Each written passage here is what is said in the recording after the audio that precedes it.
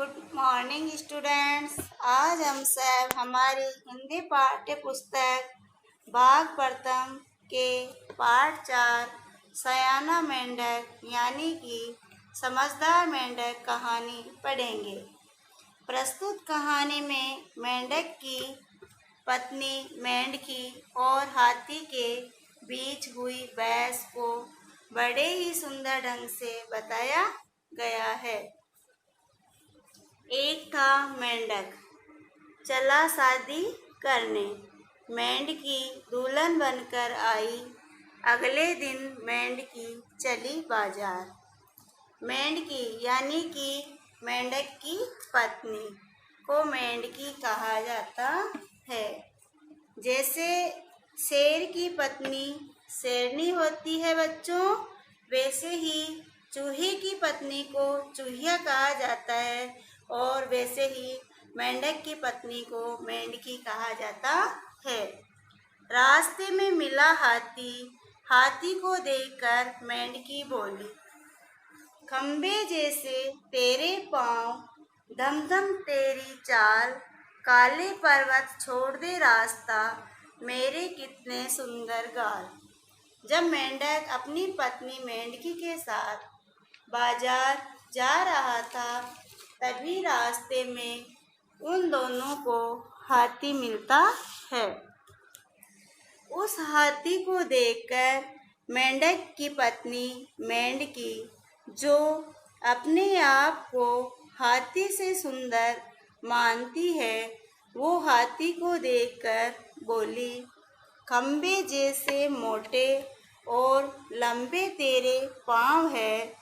जब तू चलता है तो चारों ओर धम धम की बेसुरी आवाज निकालता है। हे काले पर्वत, पहाड़, काले पर्वत यानी पहाड़ जैसे विशाल शरीर वाले, हमारा रास्ता छोड़ दे। देख मेरे गाल कितने सुंदर है, अर्थात मैं कितनी सुंदर हूँ तेरे से, इसलिए मेरे आगे से हट जा। हाथी ने मेंढकी की बात सुनी तो उसे आया गुस्सा। वह बोला, हरी घास सा रंग है तेरा, छुटकी तुझको लगा जुकाम, जा जा अपने घर में छिप जा, तेरा यहाँ नहीं कुछ काम। जब मेंढकी ने अपनी सुंदरता की प्रशंसा की और हाथी को काला पहाड़ बोला, तो हाथी को गुस्सा आ जाता है और वह भी मेंढकी को चिढ़ाते हुए कहता है कि हरी घास के जैसा तेरा रंग भी हरा है, छुटकी यानी छोटे से शरीर वाली, तुझे जुकाम हो गया है, इसलिए तू जा और अपने घर में आराम कर, तेरे जैसे बीमार का यहाँ कुछ काम नहीं है। हाथी ने मेंढकी को घास जैसी और छुटकी कहा तू, वह बड़ी दुखी हुई, वापस घर आ गई। मेंढक से बोली, मेंढकी मेंढक की पत्नी है, इसलिए वह अपने पति से घर पर आकर शिकायत करती है और कहती है, हाथी की बातों से मैं बहुत दुखी हूँ। किसकी बातों से दुखी हूँ? हाथी की बातों से।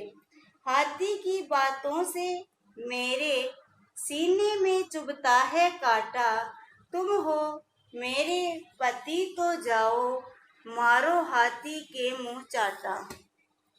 हाथी की बातों से मैं बहुत दुखी हूँ, उसकी बातें मेरे सीने में चुभती है। तुम मेरे पति हो, इसलिए जल्दी से जाओ और हाथी के मुंह पर एक चांटा मारो। बेचारा मेंढक मुसीबत में फंस गया। हाथी को चांटा मारता तो अपने को ही चोट लगती, क्योंकि हाथी बहुत ही विशाल जानवर होता है, ताकतवर भी होता है। शेर भी हाथी से लड़ाई नहीं करता, इसलिए मेंढक डर गया। अगर पत्नी की बात मानता तो खुद घायल होता, और पत्नी की बात नहीं माने तो पत्नी नाराज हो जाती। इसलिए उसने एक उपाय सोचा और पत्नी से बोला, तेरा मुखड़ा चंदा जैसा, तेरे कितने सुंदर गाल, हाथी तो है अंधा पागल, उसकी बात पर मिट्टी डाल। तेरा मुखड़ा यानी कि तेरा चेहरा चांद के समान सुंदर है, और तेरे गाल उससे भी ज़्यादा सुंदर है। वह हाथी तो अंधा है। अंधा क्यों है? क्योंकि वो तुझ जैसे सुंदरता को नहीं देख पाया, इसलिए तू उस हाथी के द्वारा कही हुई बात को भूल जा। ये सुनकर मेंढकी खुश हो गई। मेंढक मेंढकी फुदक फुदक कर बाजार गए। इस प्रकार मेंढक अपनी समझदारी से हाथी से भी बच जाता है और अपनी नाराज पत्नी को भी मना लेता है। इसी कारण पाठ में मेंढक को सयाना यानी समझदार कहा गया है, क्योंकि जो समझदार होते हैं वो लड़ाई झगड़े न करके बातचीत और समझदारी से विवादों को सुलझाते हैं। प्रस्तुत पाठ में भी मेंढक के द्वारा यही बताने का प्रयास किया गया।